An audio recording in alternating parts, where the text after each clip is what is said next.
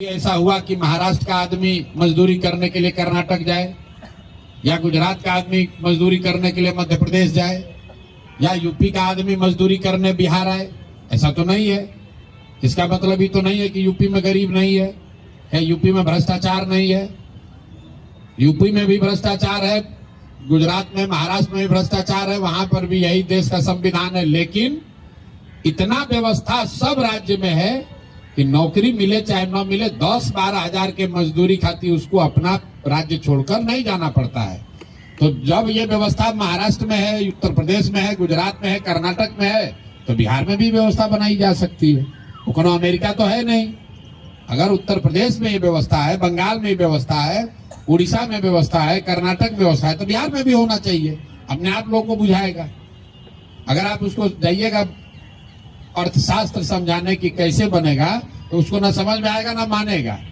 तो उसको आप यही बताइए कि भैया ये बताओ, तुम ही बताओ कि कोई, उड़ीसा बहुत गरीब राज्य है, उड़ीसा से कोई आता है बिहार में मजदूरी करने?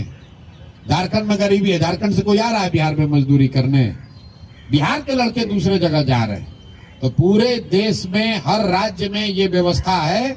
अगर ये क्या बताता है कि सरकार अगर चाह जाए तो 10 नौकरी नहीं दे सकता है, लेकिन 10-12 हजार के रोजगार क्या जुगाड़ सबके गांव में, राज्य में हो सकता है। वो अपने मानेगा, हाँ भैया दूसरा राज्य में तो नहीं होता है, तो यहाँ भी नहीं होना चाहिए। ठीक है ना। दूसरा आपने कहा 2000 रुपया के लिए, तो भाई सरकार 400 रुपया अभी दे रही है। 400 के बजाय अभी लॉलीपॉप लगाया 1100 का। अगर 400 को बढ़ाकर 2000 रुपया कीजिएगा तो टोटल खर्चा 2% बजट का है। बिहार का बजट है 3,16,000 करोड़।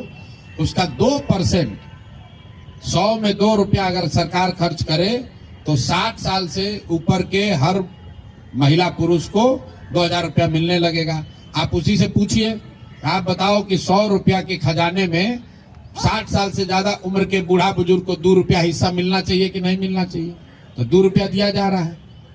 तो जो ये आपको पहला ट्रेनिंग दिया गया डिजिटल से, फिर जब आप समाज में जाकर लोगों से मिलते हैं तो जो सवाल आपसे पूछ रहा है उसका आपको जवाब दिया जा रहा है।